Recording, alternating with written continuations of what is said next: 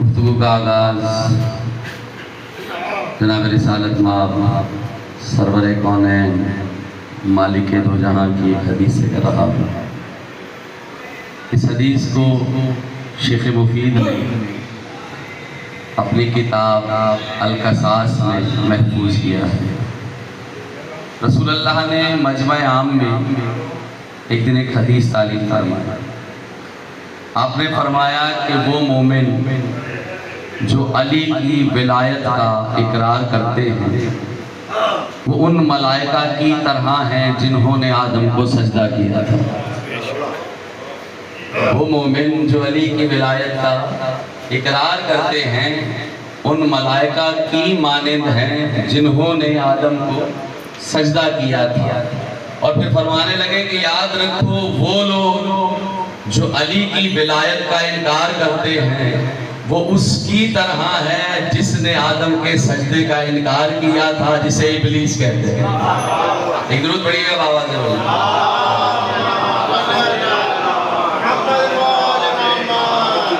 الحمدللہ آپ سب آبادۂ سماج ہوئے۔ الحمد ہے اس خالق کل کے لیے جو رازق بھی ہے، مالک بھی ہے، علیم بھی ہے، حکیم بھی ہے۔ وہ ایسا قادر مطلق ہے کہ اس نے جب چاہا شے کو اپنے ارادے سے خلق کر دیا۔ وہ ایسا قادر ہے، ایسا علیم ہے کہ اس نے جب چاہا شے کو ان کے ذریعے خلق کیا۔ اور وہ ایسا خالق ہے، ایسا مالک ہے، ایسا رازق ہے کہ جب اس کی مشیت یہ ہوئی کہ میں کسی شے کو خلق کروں اور کسی حجاب کے ذریعے کروں تو اس نے اس خلقت کے لیے درمیان میں حجاب کو رکھا۔ اور جو ہے یعنی اللہ نے زمین و آسمان خلق کیے، بحر خلق کیے، سورج خلق کیا، ستارے خلق کیے۔ توجہ ہے لیکن اللہ نے اس میں کسی کو حجاب قرار نہیں دیا۔ یعنی اس نے اپنے اختیارات بتائے کہ میں ایسا خالق ہوں، چاہوں تو شے سے شے بنا دوں، چاہوں تو بنا شے کے شے کو خلق کر دوں، چاہوں تو ارادے کے ذریعے، چاہوں تو امر کے ذریعے۔ توجہ ہے لیکن جب وہ خالق جو کسی شے کو ارادے سے خلق کرتا ہے، کسی شے کو کن سے خلق کرتا ہے، نہ زمین کے لیے اس نے کسی کو درمیان میں رکھا، نہ آسمان کے لیے، نہ بحر کے لیے، نہ سورج کے لیے، نہ ستاروں کے لیے۔ لیکن اگر وہ حکیم کسی شے کے لیے درمیان میں حجاب رکھے، اس کے باوجود کہ ہر شے پر مطلقاً قادر ہے، تو وہ مجھے آپ کو یہ سمجھانا چاہ رہا ہے کہ اس شے کی اہمیت کو سمجھنا۔ توجہ ہے۔ دیکھیے اگر کسی بندے کو کوئی شے بنانے کے لیے مکمل قدرت رکھتا ہو اس شے کے بنانے پر اور مطلقاً قدرت ہو، یعنی جس میں کوئی عیب نہ ہو۔ اب آپ سوچئے کہ اللہ جو کامل ہے، جو مکمل ہے، وہ قادر ہونے کے باوجود کسی ایک شے کے لیے کسی ایک کو مقرر کر رہا ہے کہ اس شے کو تو نے بنانا ہے، تو نے بنانا ہے، اور بنانے والا بھی باعلم ہو، بنانے والا بھی بے عیب ہو۔ جب وہ یہ جانتا ہو کہ جس کے کہنے پہ بنا رہا ہوں وہ خود قادر بھی ہے، عالم بھی ہے، لہذا جس شے کو اللہ اس کے حوالے کرے گا پھر وہ اس شے کو اس طرح بنائے گا جس طرح وہ چاہتا ہے۔ توجہ ہے۔ اللہ کی حکمت دیکھیے، حضور اللہ نے زمین خلق کی بنا کسی حجاب کے، آسمان قرار دیے بنا کسی حجاب کے، پہاڑ قرار دیے بنا کسی حجاب کے۔ یہ الگ بات ہے کہ کوئی ممبر کوفہ پر یہ کہہ رہا ہے کہ میرا نام آسمانوں پہ لکھا گیا، زمین پہ لکھا گیا، بچ گئی، سمندروں پہ لکھا گیا، رواں ہو گیا۔ توجہ ہے۔ اس خالق کے کل نے فیصلہ کیا ہے۔ فیصلہ کیا کیا ہے کہ اللہ نے جناب آدم کو زمین پر اتارا، زمین پر اتار دیے گئے جناب آدم۔ جناب آدم خلیفۃ اللہ عالم ہیں، وہ کہ جزوی عالم ہیں، وہ اپنا مقصد خلقت جانتے ہیں۔ اللہ نے جناب آدم کو پہلا امر کیا کیا؟ کہا میں نے تمہیں زمین پر اتارا ہے، اس زمین کا وہ مقام جو مقام وسطیٰ ہے تم وہاں پہنچ جاؤ۔ آدم مکہ مکرمہ پہنچ گئے، آدم سرزمین مکہ پر پہنچ گئے۔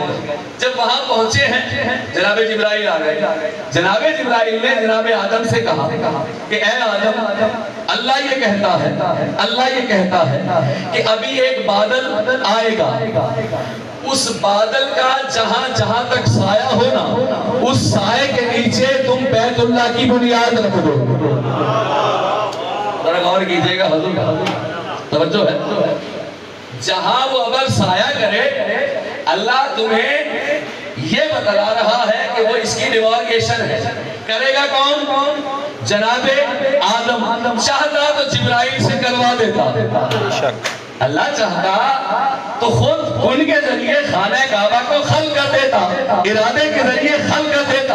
اللہ جانتا ہے یہ کوئی عمومی گھر نہیں ہے، یہ گھر ہے مجھے اللہ کا، جس کی ابتدا میں خلیفۃ اللہ کے ذریعے کرواؤں گا۔ اب خود ہے بے عیب، یہ ہو نہیں سکتا کہ عیب دار اس کے گھر کی بنیاد رکھے، خود ہے وہ کامل۔ آدم بھی تو عالم ہے نا۔ اچھا آدم کیا یہ نہیں جانتے کہ اللہ جسم نہیں رکھتا؟ حضور جب میں آپ گناہگار مومنین ہونے کے باوجود مولا کے ذریعے اس شے سے باعلم ہے کہ اللہ جسم نہیں رکھتا، تو کیا آدم اس شے سے باعلم نہیں ہے؟ حتماً ہے، مطلقاً ہے۔ آدم جانتے ہیں کہ جس اللہ نے مجھے معمور کیا ہے اس گھر کے بنانے کے لیے، وہ اللہ جسم نہیں رکھتا، پھر بھی اس گھر کو اپنا گھر کہہ رہا ہے۔ سوچئے کس معرفت سے، کس دل جمی سے جناب آدم نے خانہ کعبہ کی بنیاد رکھی ہوگی۔ مولا فرماتے ہیں جب جناب آدم نے، جب وہ بادل سر پر آ گیا، اس مقام پر آ گیا جہاں خانہ کعبہ کی حدود تھی، مولا فرماتے ہیں پھر جناب آدم نے جب اس کی حدود کو طے کر دیا، تو جناب آدم نے حضور پہلا کام کیا کیا؟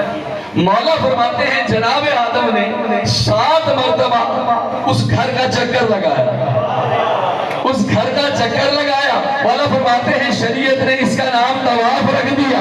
اب آدم جانتے تھے کہ جس گھر کو میں نے بنایا ہے نا، جب میں بنا رہا تھا اللہ کی جانب سے کبھی یہ نہیں آیا کہ آدم تو نے یہ کام غلط کیا ہے، آدم آپ نے یہ کام غلط کیا ہے۔ کہا میں نے مطلقاً بنا دیا، بنانے کے بعد عارف ہے کون؟ جناب آدم۔ پہلا کام کیا کیا؟ خود کو خانہ کعبہ پہ مارا۔ آدم جانتے تھے جو اس پر خود کو مارے وہی اس خانہ کعبہ سے تمسک کا عارف ہے۔ ایک درود پڑھیے بابا سے بولو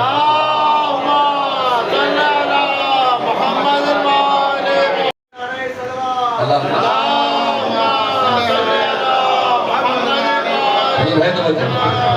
آپ سوچئے روئے زمین پر جناب آدم اتار دیے گئے۔ آدم کا پہلا کام حضور کیا ہے؟ نہ نماز پڑھی، نہ روزہ رکھا، کوئی عبادت نہیں کی۔ اللہ نے کہا پہلے عبادت کہاں بنا، پھر عبادت کی تعلیم دینا تاکہ مخلوق کو یہ پتا چلے پہلے بات اصل کی ہوتی ہے پھر فرع کی ہوتی ہے۔ ذرا غور کیجئے گا بات، ایک حدیث آ گئی ذہن میں آپ کی امانت۔ ایک شخص نے حضور امام سے پوچھ لیا، مولا جس جنت سے جناب آدم کو اللہ نے نکالا تھا وہ جنت کہاں واقع ہے؟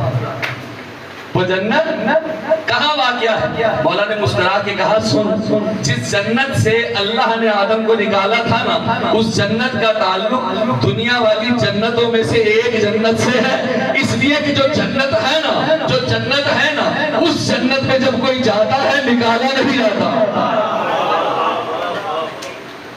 نہیں حضور سوالیہ چہرے ہیں، کتاب ہے کامل السیارات، اور امام زمانہ کے دور میں جو تالیف ہوئی ہے کتب ان میں سے ایک کتاب ہے اللہم صلی علی محمد۔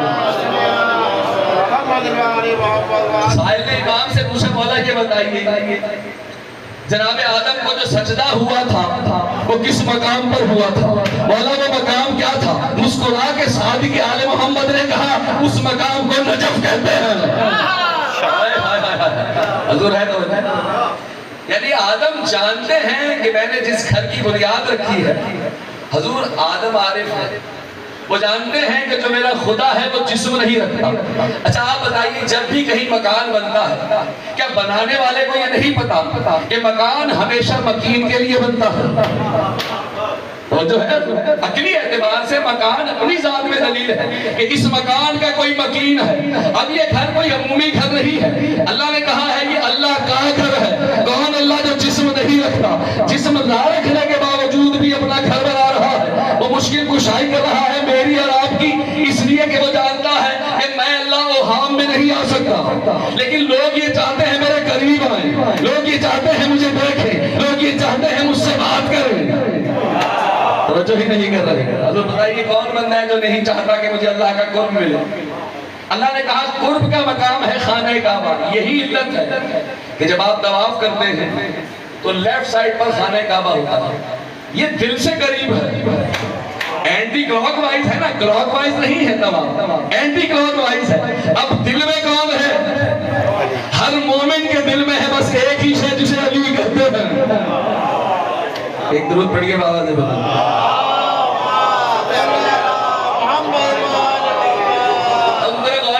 جناب آدم نے یعنی کس معرفت کے ساتھ خانہ کعبہ کی بنیاد رکھی ہے، اور پہلا عمل کیا کیا ہے؟ طواف۔ اب اللہ نے تحت حکمت دوسرا مقام رکھا۔ آدم کون ہے؟ نبی ہے۔ دوسرا مقام اللہ نے کس کا قرار دیا؟ جناب ابراہیم۔ نبی بھی ہے، رسول بھی ہے، اولو العزم پیغمبر بھی ہے، صاحب کلمہ بھی ہے، صاحب شریعت ہے، یعنی دوسرا نبی ہے جس کے حصے میں اللہ نے یہ فضیلت رکھی ہے، یہ فضیلت رکھی ہے۔ جناب ابراہیم کو اللہ نے مکہ بھیجا ہے۔ مولا فرماتے ہیں جناب ابراہیم جناب اسماعیل کے ساتھ جب وارد مکہ ہوئے تو بیت اللہ کی دیواروں کو بلند کرنے کا اللہ نے حکم دیا۔ کسے؟ جناب ابراہیم کو۔ مولا فرماتے ہیں کہ جناب ابراہیم ایک پتھر پر سوار تھے اور خانہ کعبہ کی دیواریں بلند کر رہے تھے۔ کہا جناب اسماعیل پتھر لاتے تھے، جناب ابراہیم کو دیتے تھے، ابراہیم اس پتھر کو خانہ کعبہ کی دیوار پر رکھتے جا رہے تھے۔ مولا فرماتے ہیں کہ جب دیوار 9 ہاتھ بلند ہو گئی، ابراہیم نے کہا بار الہ یہ بتا کیا اس کی یہی حد ہے؟ کیا یہ 9 ہاتھ جو میں نے دیوار بلند کر دی اس کی یہی حد ہے؟ جواب پروردگار آیا ابراہیم سن، اس دیوار کی حد 12 ہاتھ بلند کیجئے۔ حضور ذرا توجہ کیجئے گا، 12 ہاتھ خانہ کعبہ کی دیوار بلند کر دی کس نے؟ جناب ابراہیم نے۔ جب یہ دیوار 12 ہاتھ بلند ہو گئی، اللہ نے کہا اے میرے حبیب ابراہیم تو میرا خلیل بھی ہے، آدم آدم ہے، ابراہیم ابراہیم ہے۔ حضور ذرا غور کیجئے، دیکھیے ابراہیم تو ابراہیم ہے نا۔ سائل نے امام سے پوچھا، اس نے کہا مولا یہ بتائیے جناب موسیٰ بھی نبی ہے، ابراہیم نہیں؟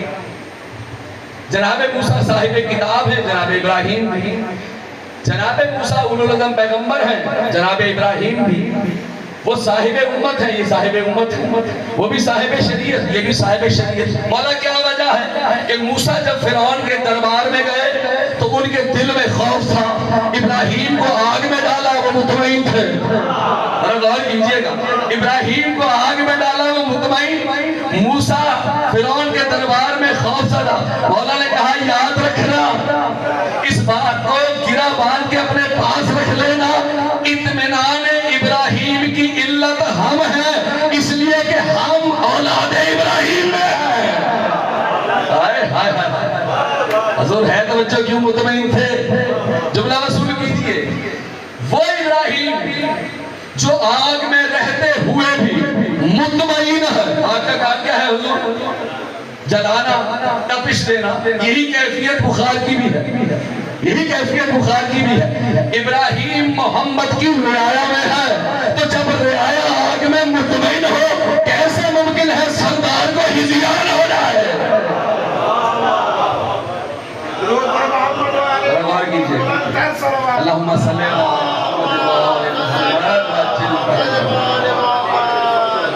اب جب ابراہیم نے اس عمل کو انجام دے دیا تو اللہ نے کہا ابراہیم تو میرا خلیل بندہ ہے۔ جب جب بات کعبے کی ہوگی نا، بلکہ جب جب بندہ حرم کعبہ میں آئے گا، اے ابراہیم میں ایک مقام کو تیرے لیے مختص کر رہا ہوں، بھائی یہ استحقاق ابراہیم نے خود پیدا کیا نا کہ حرم کعبہ میں مقام ابراہیم اللہ نے قرار دے دیا. اچھا قرار کیسے دیا؟ جس پتھر پر کھڑے ہو کر وہ تعمیر کر رہے تھے، حضور ہائیڈرولک دور ہی نہیں تھا، لیکن ابراہیم ہے، وہ پتھر خود بخود بلند ہوتا جا رہا تھا. جب وہ اپنی عین بلندی پر پہنچا، یعنی ادھر ابراہیم نے 12ویں اینٹ رکھی، 12واں پتھر رکھا. اللہ نے کہا اے ابراہیم اب اس پتھر پر تا قیامت میں نے تیرے قدموں کے نشان پیوست کر دیے ہیں، اور مقام ابراہیم پر اس پتھر کو رکھ دیا گیا. آپ دیکھیے اللہ نے کیا فضیلت بخشی ہے جناب ابراہیم کو، کہ جو شریعت محمد اور آل محمد پر ہے. اصول ہے حضور، پہلا کام کیا ہے؟ آپ جب خانہ کعبہ پہنچتے ہیں بیت اللہ کی جانب نگاہ کرتے ہیں. آپ بتائیے وہ کون مومن ہے جو بیت اللہ کو دیکھے اسے علی یاد نہ آئے؟ ہائے ہائے ہائے ہائے، سوچیے اللہ نے کیا بندوبست کیا. حضور دیکھتا ہے انسان خانہ کعبہ کو، سلام کرتا ہے علی امیر المومنین کو کہ مولا میں آپ کے گھر تک آ گیا. توجہ ہے، پہلا کام کیا ہے؟ سلام. دوسرا کام کیا ہے حضور؟ آپ نے طواف کرنا. طواف کرنا، طواف کیسے ہوتا ہے؟ مذہب اہل بیت شریعت محمد و آل محمد میں دائیں طرف آپ نے اپنے رکھنا ہے مقام ابراہیم کو. مولا فرماتے ہیں دائیں طرف مقام ابراہیم، الٹے ہاتھ پر حجر اسود. مولا فرماتے ہیں یہاں سے آپ طواف کی ابتدا کریں. سوچئے کیسی فضیلت ملی ہے جناب ابراہیم کو.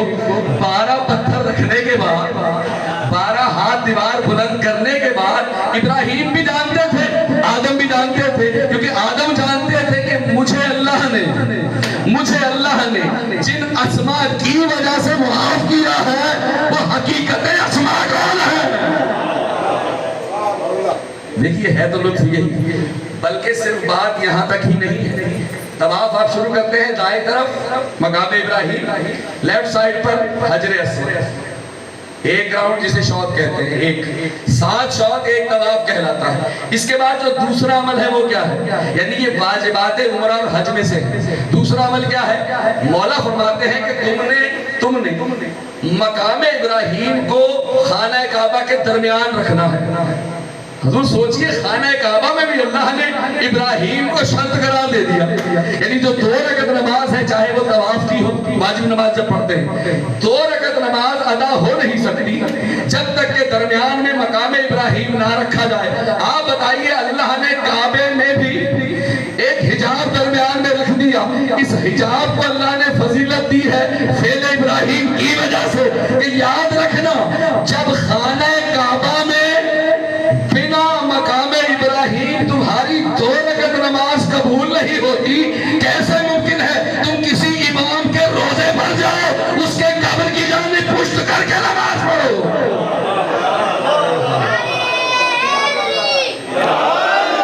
اللہ کو پسند ہی نہیں امام کی طرف پشت کرنا. حضور جہاں جزوی ولایت ہے اللہ کو تو وہ محبوب ہو جاتا ہے جو اللہ کی کل ولایت کا منبع ہو. جناب ابراہیم یہ کام مکمل کر چکے.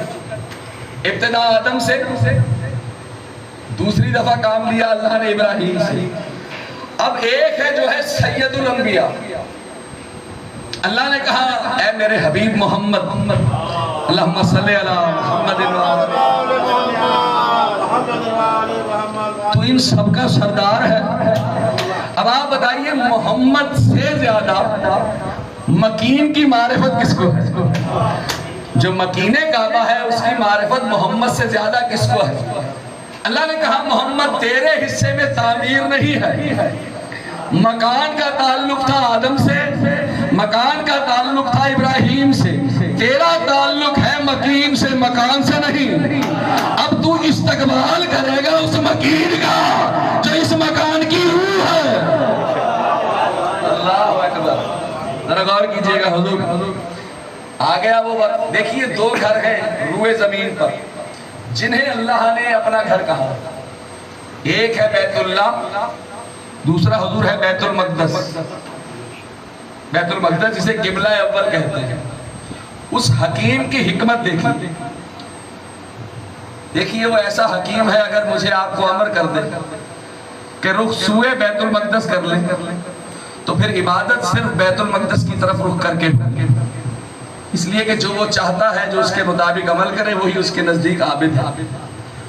اس نے جب چاہا حکم کو خانہ کعبہ کی طرف امر کر دیا کہ اب نماز اس طرف رخ کر کے پڑھی۔ بی بی مریم جو جناب عیسیٰ کی والدہ گرامی ہے، جناب زکریا علیہ السلام کے پاس رہا کرتی تھی، اور ان کی رہائش کہاں تھی؟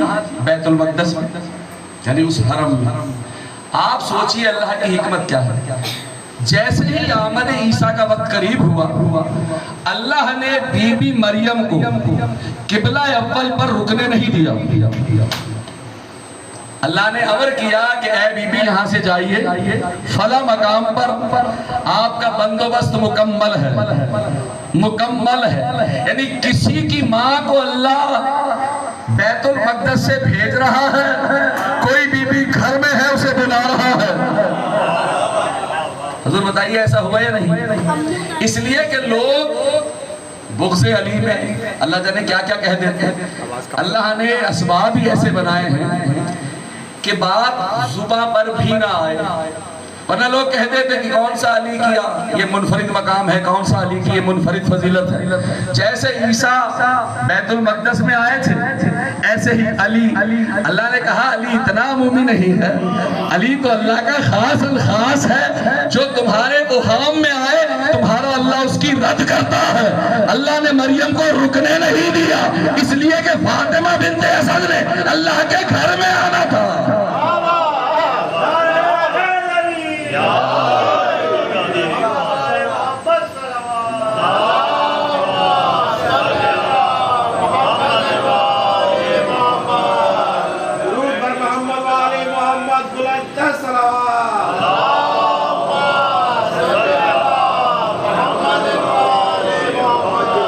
حضور ہے تب ہے محمد کا تعلق مکین سے، آدم ابراہیم کا تعلق ہے مکان سے۔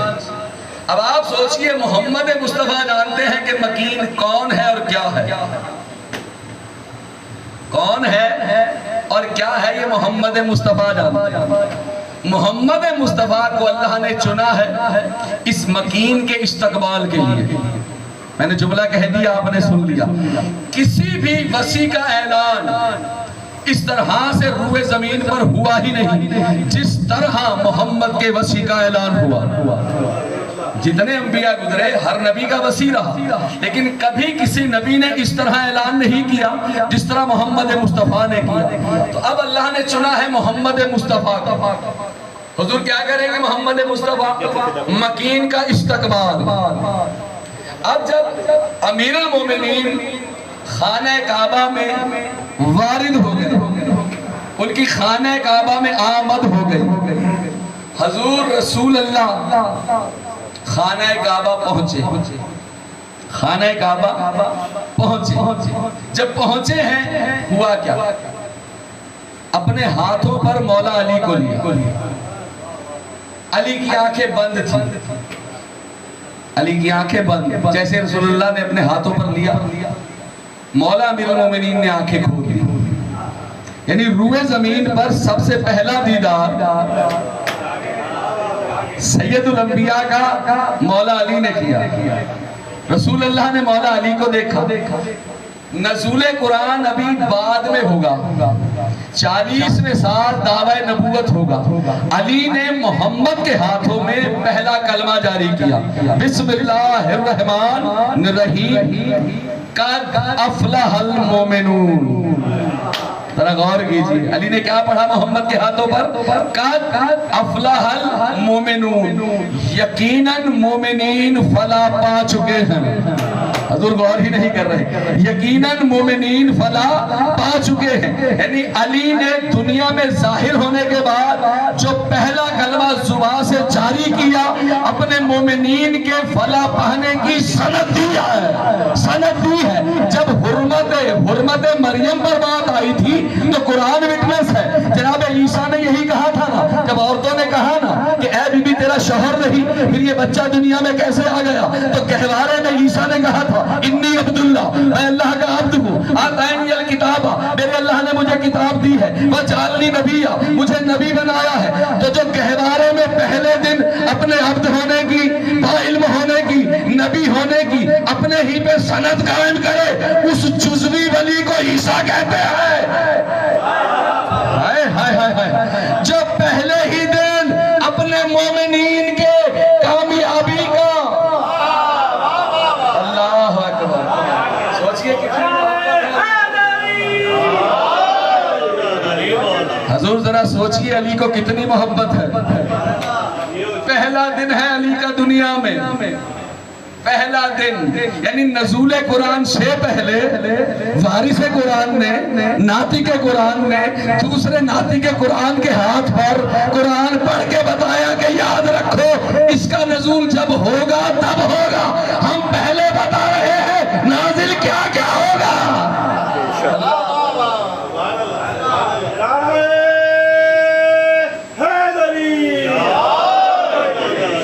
حضور ذرا غور تو کی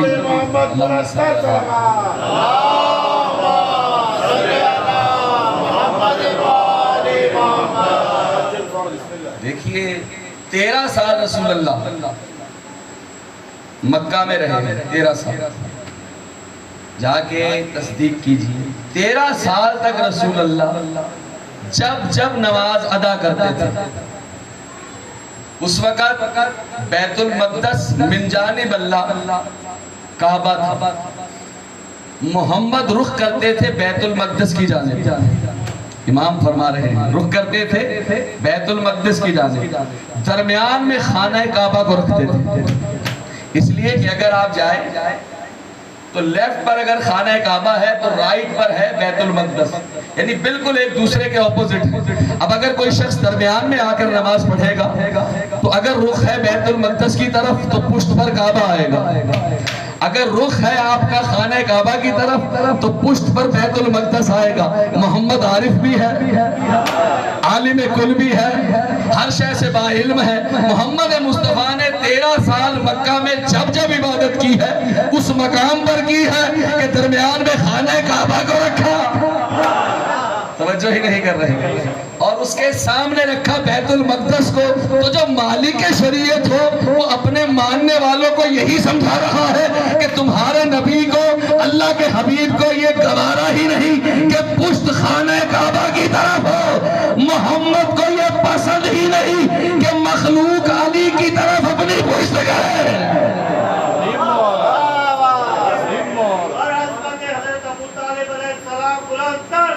اللہم صلی علی محمد حضور ذرا غور کیجیے، بتائیے کامل عبادت گزار ہے یا نہیں محمد مصطفیٰ؟ حضور محمد مصطفیٰ ثواب کا عطا گر ہے، یعنی سبب ثواب کو محمد مصطفیٰ کہتے ہیں۔ اللہ کا کامل بندہ مجھے آپ کو یہی سمجھا رہا ہے کہ اہمیت خانہ کعبہ کو سمجھو کہ خانہ کعبہ کی اہمیت کیا ہے۔ اسی لیے اللہ نے سورہ قریش میں کہا ہے بسم اللہ الرحمن الرحیم فَلْيَعْبُدُوا رَبَّ هَذَا الْبَيْتِ، کیا کہہ رہا ہے اللہ؟ ہر ایک سے کہہ رہا ہے کہ بس اس بیت کی عبادت کرو جو رب کا بیت ہے۔ حضور غور کیجئے گا آخری جملے، جو رب کا بیت ہے۔ اگر اللہ اس آیت میں ہاذا نہ بھی لگاتا تو بیت کا رب تو وہ تھا، ہے اور رہے گا۔ اللہ جانتا ہے اس ہاذا میں چھپا کیا ہے۔ جو ہاذا کا کمال اللہ نے سورہ قریش میں رکھا، اسی ہاذا کو محمد نے خم غدیر میں رکھا۔ میں یہی کہا تھا نا، من کنت مولا ہو فہذا فہذا فہذا۔ اگر محمد ہاذا نہ بھی کہتے، روئے زمین پر علی نام نہ علی سے پہلے کسی کا تھا، نہ اس وقت جتنے لوگ موجود تھے کسی اور کا تھا۔ محمد کو کیا ضرورت جب روئے زمین پر بصورت علی ایک ہی بندہ ہے؟ لیکن محمد جانتے ہیں کہ اگر میں نے ہاذا کہہ کے نہ بتایا تو میرے جانے کے بعد یہی کہیں کہ زمین پر یہ جو علی ہے اور ایک آسمان پہ وہ علی ہے۔ میرے جانے کے بعد یہی کہیں گے کہ محمد نے یہی کہا تھا، جس کا میں محمد مولا اس کا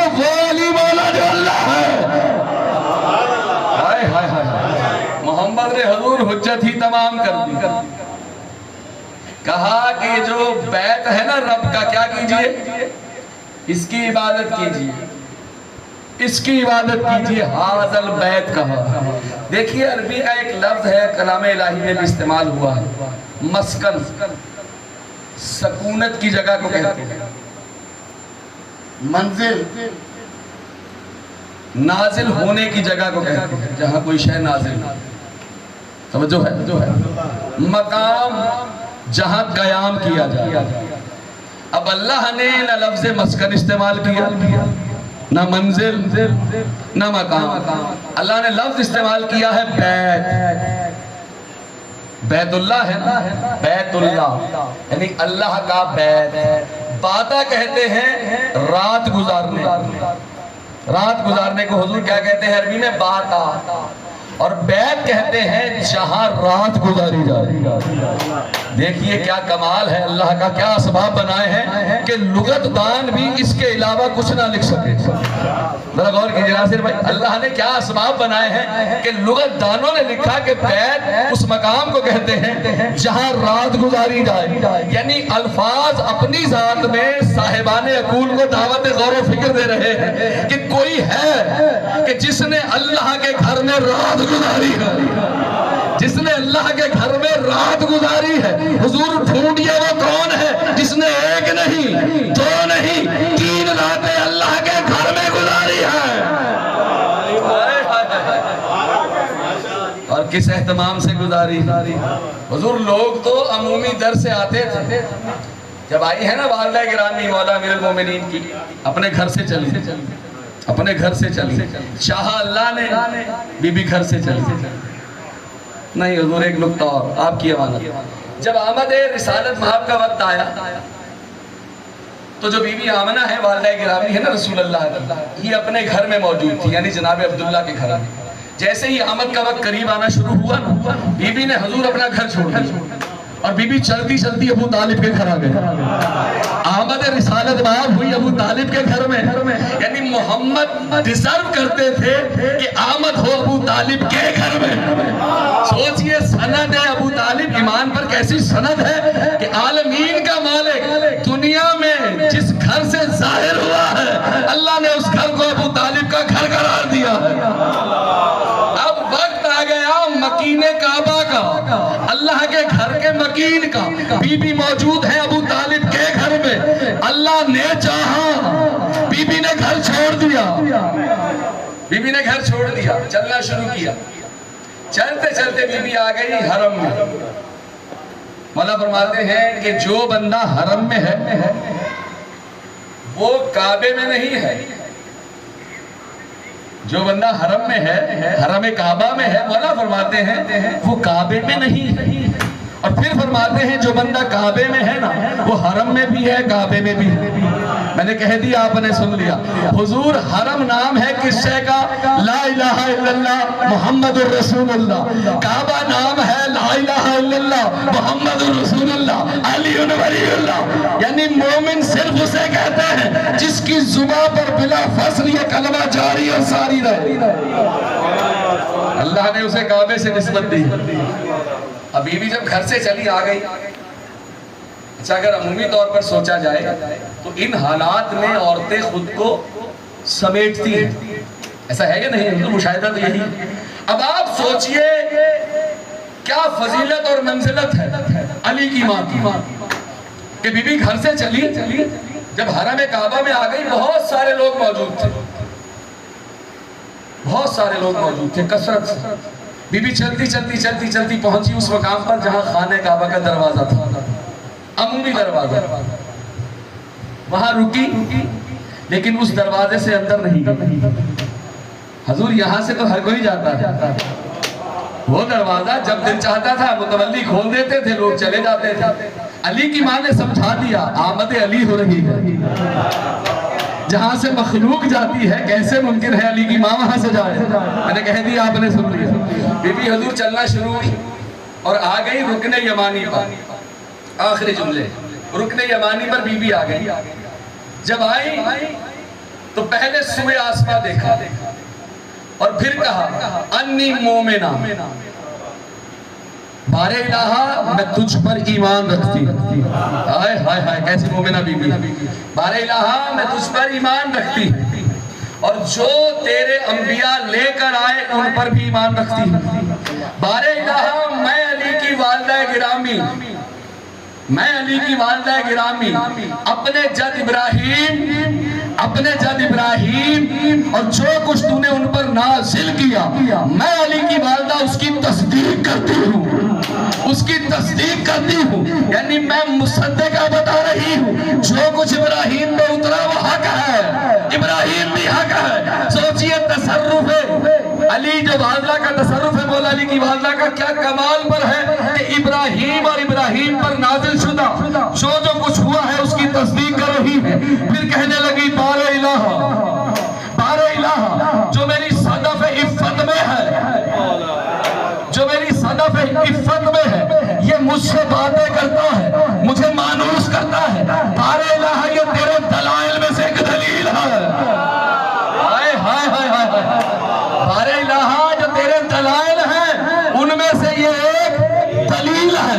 بس بی بی نے ادھر یہ کلمہ جاری کیا، مخلوق کو جو دیوار نظر آ رہی تھی علی کی ماں کو در نظر آ رہا تھا۔ اللہ اکبر، حضور جانب رکن یمانی دیکھا، دیوار شک ہو گئی، دیوار در بن گئی۔ سوچئے بی بی کس طرح گئی ہوگی۔ اچھا آپ عمومیات میں دیکھ لیجئے، حضور اگر کہیں دیوار شک ہو جائے تو لوگ بھاگ جاتے ہیں۔ سوچئے کیسی عالمہ غیر معلمہ ہے، وہ جانتی تھی یہ دیوار شک ہی میرے لیے ہوئی ہے۔ اطمینان سے چلتی چلتی بی بی اندر داخل ہو گئی، جب داخل ہو گئی دیوار بند ہو گئی۔ اچھا جہاں سے آمد ہوئی ہے یعنی بی بی یہیں سے داخل ہوئی ہے، جب واپس آئی ہیں تو بھی دیوار کھلی ہے۔ اللہ نے اسباب دیکھے کیسے رکھے ہیں، تب بھی دیوار اسی طرح سے شک ہوئی تھی۔ تو اب ہاتھوں پر ہے رسول اللہ کے کون؟ مولا علی۔ کیا کہا؟ قد افلح المومنون، یقیناً مومنین فلاح پانا۔ رسول اللہ نے پلٹ کے کہا یا علی تیرے صدقے، ہائے ہائے ہائے، آخری جملے یا علی تیرے صدقے، یا علی تیرے صدقے۔ تو زمانے میں جب ظاہر ہوئے علی کی زبان پر حضور جملہ کیا ہے؟ قد افلح المومنون، یقیناً مومنین فلاح پا چکے، پینڈنگ نہیں ہے۔ علی نے چن لیے جو علی والے ہیں۔ مولا اسی لیے تو کہتے ہیں نا میرے شیعہ گنے ہوئے ہیں، نہ تعداد میں ایک کم ہو سکتا ہے نہ زیادہ، کوئی کسی کو شیعہ نہیں کر سکتا، شیعہ تو ہوتا ہے۔ غور کیجئے گا، پہلے دن جملہ کیا ہے؟ یقیناً مومنین فلاح پا چکے ہیں، روئے زمین پر علی کی زبان پر پہلا جملہ، اور آخری جملہ کیا ہے؟ فزت برب الکعبہ۔ یہ ہے علی کا خلاصہ۔ پہلا جملہ اپنے مومنین کی فلاح کا اعلان کیا، یہ ہے تصرف علی۔ کیا رشتہ ہے علی کا اللہ سے کہ وہ کہتا ہے غفار میں ہوں، سند علی دیتا ہے، وہ کہتا ہے ستار میں ہوں، سند علی دیتا ہے۔ علی نے اعلان کر دیا۔ آخری جملہ کیا ہے حضور علی کا؟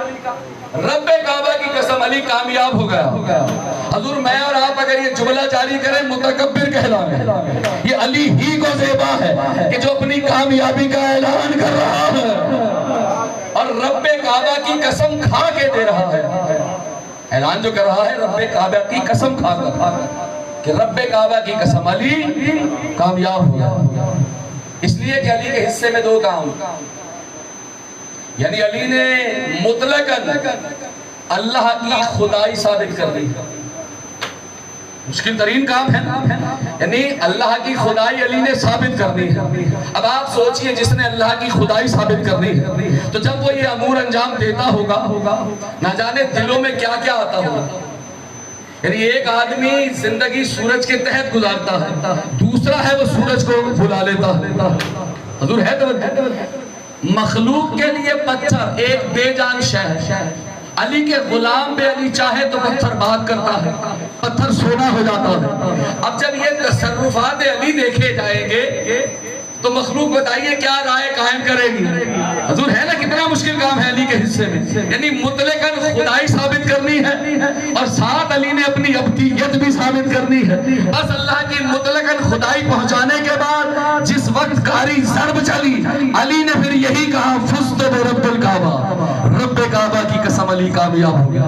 بارے الہ گواہ رہنا، تیری خدائی بھی پہنچا دی۔ دیکھ آج علی حالت سجدہ میں دنیا سے جا رہا ہے۔ اللہ مولا فرماتے ہیں ہمارے شیعہ وہ ہیں جو ہمارے فضائل سن کے روتے ہیں، مصائب سوچ کے روتے ہیں۔ جب ضرب چل گئی تو حسنین کریمین بابا کے پاس آ گئے۔ 2 یا 3 روایت پیش کر دی۔ مولا حسن نے اپنے بابا کا سر اپنے زانوں پر رکھا، آنکھیں بند ہیں امیر المومنین کی۔ حسن مجتبیٰ کی آنکھوں سے آنسو روا ہوئے، جیسے ہی رخسار علی پر گرے ہیں نا، مولا نے آنکھیں کھول کے کہا حسن بیٹا نہ رو، نہ رو میرا لال۔ مولا حسین کو بھی کہا حسین نہ روئیے، عباس چپ کر جائے۔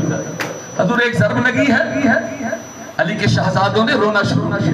علی ایک ایک بیٹے کو چپ کرا رہے، شہزادوں نے اپنے بابا کو لے کر گھر آ گئے۔ جیسے ہی گھر کا دروازہ کھلا ہے، بیٹوں کو چپ کرانے والا علی جیسے ہی زینب عالیہ کو دیکھا ہے علی رو پڑے۔ زینب عالیہ آ کر اپنے بابا سے لپٹ گئی۔ جب لپٹی ہے نا کون زینب؟ جو اپنی زندگی میں 4.5 یا 5 سال تک جب مولا علی سے بات کرتی تھی، بی بی سیدہ کے پیچھے چھپ کے کرتی تھی۔ اپنے بابا سے بہت کم بات کرنے والی بی بی جب اس نے اپنے بابا کو اس حالت میں دیکھا کہ علی کی ریش مبارک خون سے خضاب ہو چکی ہے، لپٹ گئی۔ لپٹ کے بس ایک جملہ کہا بابا تیری زینب تھک گئی ہے، بابا تیری زینب تھک گئی ہے۔ علی نے روتے ہوئے کہا زینب تو کبھی یہ نہ کہنا تو تھک گئی، اس لیے کہ زینب ابھی تجھے حسن کے جنازے سے تیر نکال لے، زینب ابھی تجھے کربلا جانا ہے، زینب ابھی حسین کو زین سے زمین میں گر، زینب کبھی بازار شام کبھی دربار شام جانا۔ ہاں زینب جتنا رونا چاہتی ہے نا بابا کو رو لے، جتنا رونا چاہتی ہے بابا کو رو لے۔ حضرت علی کو ایک ضرب لگی، علی کے جو اصحاب ہیں دوست ہیں انہوں نے بندوبست کیا، جو کوفہ کا سب سے بڑا طبیب تھا اسے بلا لیا گیا۔ جب طبیب آ گیا مولا نے نہیں بلایا، دوستوں نے بلایا، محبت علی میں بلوایا۔ طبیب نے آ کے جب مولا علی کو دیکھا ہے، دیکھنے کے بعد اٹھا رونے لگا، رو کے کہنے لگا کہ جس تلوار سے زخم دیا گیا وہ ایسے زہر میں بجھی ہوئی تھی کہ اگر اس کا ایک قطرہ دریا میں ڈال دیا جائے دریا کے سارے جانور لمحے سے پہلے ہلاک ہو جائے گا۔ کہنے لگا علی کے اصحاب، علی کے دوستوں، علی کے لیے سب سے بہتر غذا اس وقت یہ ہے کہ بکری کا دودھ پیش کیا جائے۔ بس یہ خبر کوفے میں عام ہو گئی۔ کوفے کا کوئی گھر ایسا نہ تھا کہ جس گھر سے کوئی بچہ یا بڑا ہاتھ میں کوزہ لے کر دودھ نہ لا رہا ہو۔ حضرت علی کو ایک ضرب چلی، 40 ہجری کوفہ میں علی کے گھر کے باہر ہاتھ میں کوزہ لیے لاتعداد علی کے چاہنے والے کھڑے تھے، لیکن 61 ہجری علی کے بیٹے کو 13 ضربیں چلی، کجا کوئی پانی پلا تھا۔ ایک 4 سالہ بچی جب بابا کے قریب آئی، کہا نامور میری دادی نے چکیا پیس کے بولا اجر کو من۔ علی کا جنازہ تیار ہونے لگا۔ مولا حسین آخری جملہ خدا کی قسم دل کاٹ دینے والی روایت ہے، مولا حسین اپنے بابا کے قدموں میں آ گئے۔ قدموں میں آنے کے بعد مولا حسین نے اپنی آنکھیں مولا علی کے پاؤں پر رکھی، آنکھوں کو مولا علی کے جو پاؤں کے پور ہیں نا ان سے مس کیا، مس کرنے کے بعد حسین نے ایک جملہ کہا، یہ جملہ حسین نے زندگی میں 2 دفعہ کہا، پہلی دفعہ 21 کو کہا، اپنی آنکھیں لگائی ہیں مولا علی کے قدموں پر اور لگانے کے بعد بس یہ جملہ کہا، بابا تیرے بعد اب حسین جی کے کیا کرے گا، بابا تیرے بعد اب حسین جی کے کیا کرے گا، بس عزادارو یہی جملہ حسین نے اکبر کے لاشے پہ کہا تھا، بیٹا اکبر تیرے بعد اب تیرا بابا جی کے کیا کرے گا، ماتم حسین